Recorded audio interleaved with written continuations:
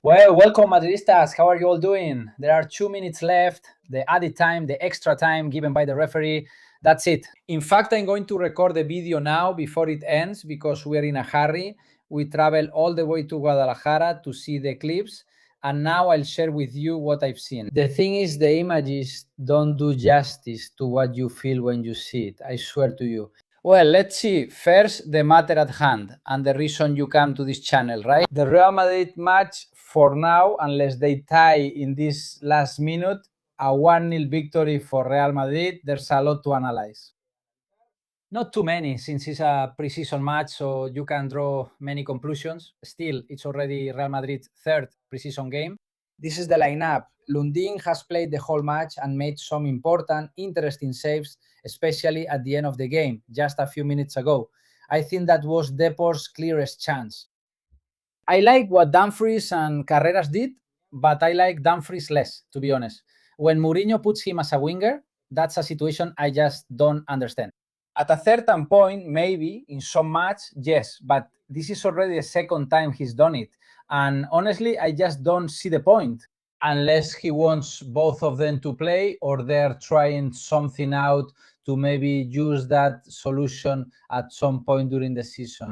When Diomande arrives, of course, that's not going to happen. Diomande is going to be the boss of the, not of the right wing, but of that situation of the front line on that side. And well, good game by the Dutch in any case. By the way, look, the match just ended now 1-0 in favor of Real Madrid. And that's it. Third consecutive match. The first we drew, second a win, and the third also a win. Let's see what Mourinho says and his conclusions. In the next video, we'll show his statements. The truth is, whenever he speaks on Real Madrid TV during matches, he says interesting things. Speaking of the Netherlands, speaking of Holland, the new coach of Holland, Xavi Hernandez. Xavi Hernandez, man, what a wild move. Well, obviously, I think only Holland could sign him in terms of national teams, right?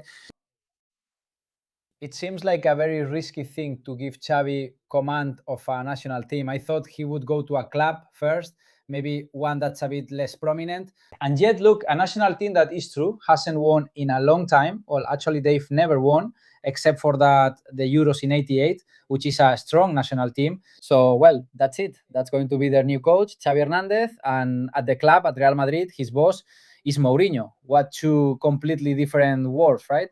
The moment when they are presenting that Teresa Herrera trophy to Real Madrid, a historic trophy, very beautiful, by the way. Bernardo Silva in the midfield has played almost the entire match. Good thing he was supposed to be tired. Damn, he gave him another 90 minutes.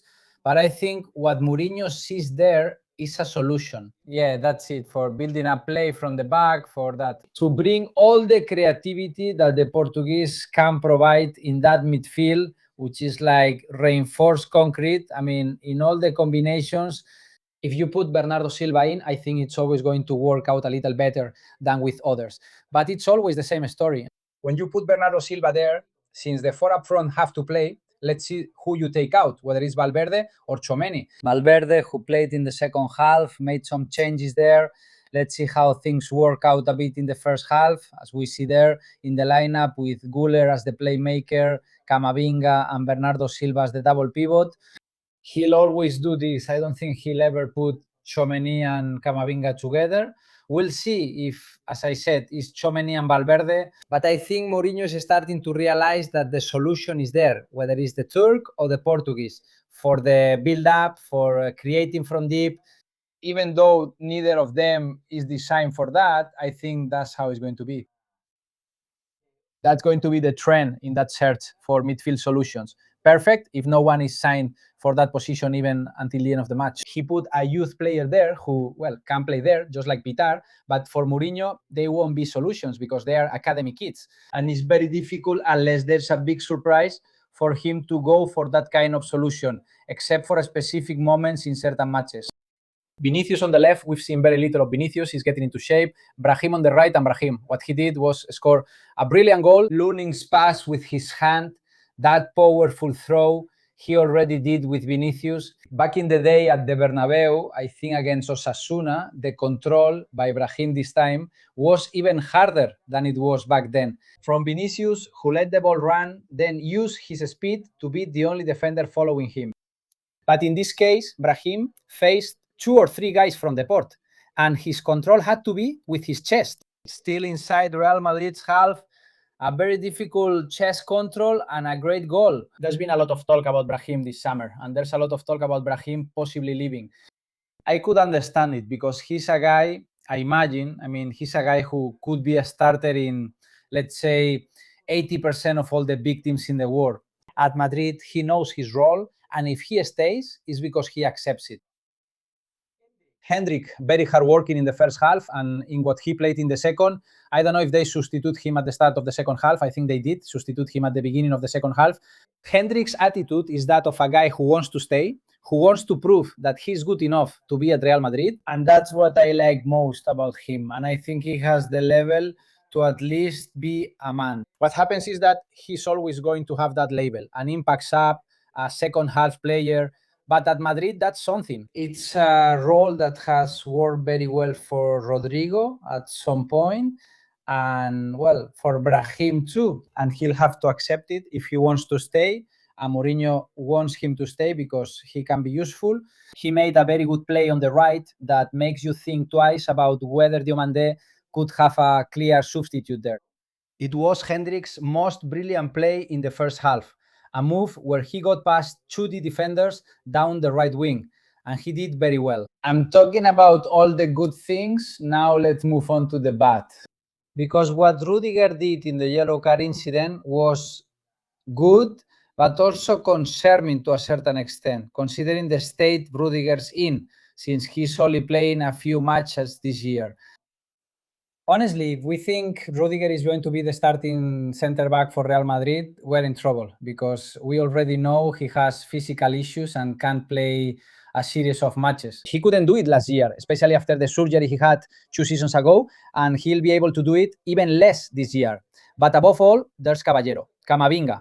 Camavinga, some people are writing to me on Twitter saying, hey, my eyes hurt, but not because of the Eclipse. It's because of Camavinga. My God, what a disaster. No, it's just that he had a really good first half and all that. Well, no matter how good a first half Camavinga plays in a summer tournament, Camavinga is not going to convince us. It's been 5 years and he still hasn't convinced us. But there are a lot of things about Camavinga that really worry us, that still worry us a lot, like those silly turnovers in the midfield. He's already had 2. One of them led to, in one of them, he caused the yellow card he got. And those Camavinga mistakes are unforgivable. They are unforgivable in a pre-season match against Deportivo de La Coruña.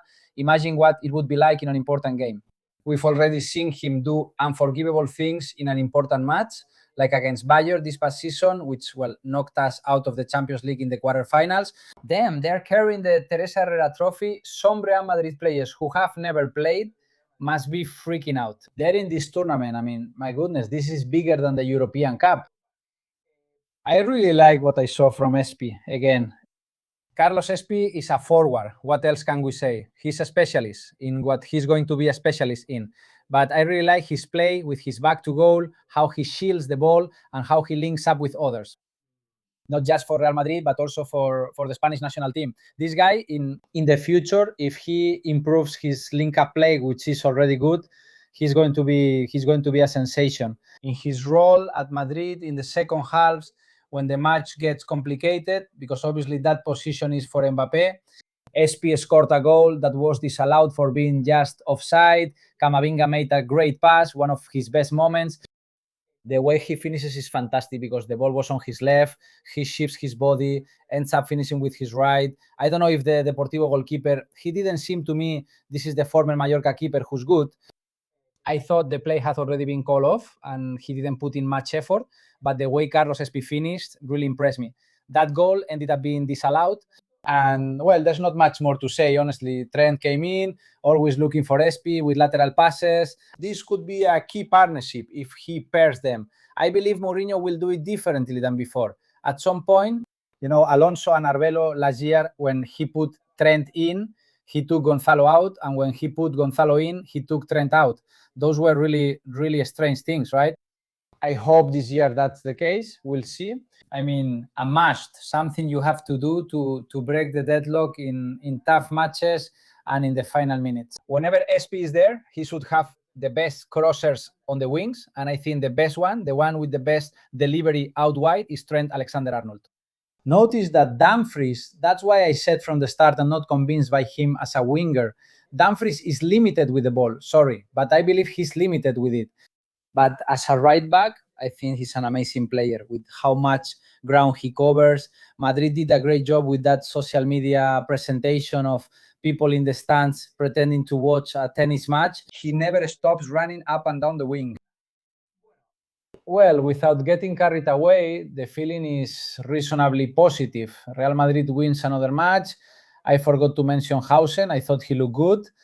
Nothing spectacular, nothing to write home about either. Fede Valverde was reasonably good, but I'm still not convinced by him in the build-up. We'll see what happens in the rest of the transfer window. I think Real Madrid, as I said in previous videos, is going to compete this year. It's a team of competitors, and I believe Mourinho is going to raise their level of competitiveness.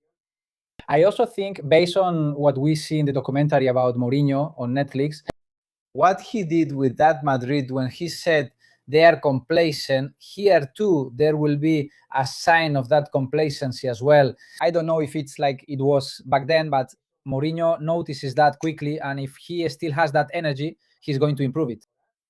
What worries me is their playmaking.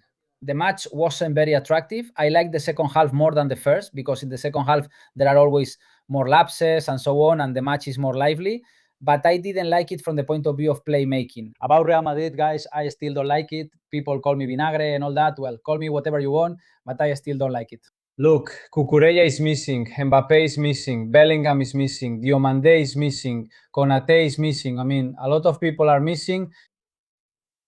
We'll see in the next few games. The next one is this weekend on Sunday. I think it's against Schalke 04. The league will have already started. Madrid will start the league the following weekend, right? On the 22nd against Espanyol. Well, that's it for now. Just a brief note about what I experienced today with the Eclipse. I'm going completely off topic, okay? As Miguel Serrano wrote earlier in the comments, share your experience with us. I was in Guadalajara. The path of totality passed through there, and totality lasted 1 minute. This has been, well, part of my experience, and I have to tell you something. What the camera captures has absolutely nothing to do with what you actually see there. Do you see? Here I put the filter on the phone. This was already the moment of totality, which is when you can take off your glasses and it's something out of this world. It's like living in a science fiction movie. It's a goosebumps moment.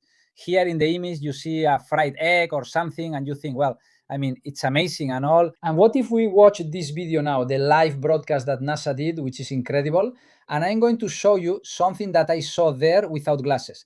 Because at the moment of totality, when the solar corona is visible, you can take off your glasses. That lasted a minute. I was there. The solar flare, the plasma flare from the solar corona, you could see that from there. That's something that I swear I'm never going to forget this in my life. Wait, let me see if there's more here. No, there's nothing else. I'm never going to forget this in my life. This moment with NASA's cameras, of course, was seen like this, with the camera and all the filters and everything. Look here, I can zoom in for you. But there is a flare there, plasma in the solar corona, that stands out from the silhouette of the moon, which is covering the sun. Just a moment, I'm going to mute this. You could see it with the naked eye. This, the moment when, that's why I said you have to see it 100% in totality, right? Not at 99%. The experience isn't the same. The moon doesn't completely cover the sun. And that moment doesn't happen when you go from a tiny sliver of sun to suddenly seeing the whole corona, which expands all around the circumference. That's something I'll never forget. It's an experience that's not just visual, it's sensory, and it's mind-blowing, really mind-blowing. Those of you who have seen it like I have will see that I'm not exaggerating. Those who haven't seen it will say, you are exaggerating. I'm sure I'm not exaggerating at all. Seeing what's happening on the sun from this distance, precisely because of the contrast, like that flare you can see, and above all, looking around you, that kind of sudden nightfall. Quick, quick, really fast, because the last seconds are like, whoa, it's getting dark, and suddenly night, night, night, boom. That's like, damn, goosebumps again. It's such an amazing thing. My son came out of there saying, I'm never going to forget this in my life. I'm never going to forget this in my life. And he didn't want to see it because the whole eye thing scares him a little. I told him, don't worry, just keep looking with your glasses, take them off, and when it's 100%, you can look directly. Well, the kids, same thing. I mean, we were about to cry. We were about to cry there. I swear to you, whoever hasn't seen it, in a year, there is another one. But of course, it's in Malaga, Tarifa, Cádiz, around there, in the strait, right? Those who are in Ceuta and Melilla, if Ceuta still exists next year, well, I mean, it will still exist. Let's see if it's still Spanish, though. That's where it'll be. And I swear, I want to go there. I've saved my glasses for next year. I'll try to get moving to see it again. Well. Amazing. Hope everything goes well for you. If you enjoyed this video, please like, subscribe, comment, share, and hype it up. It really helps. See you in the next one. Bye.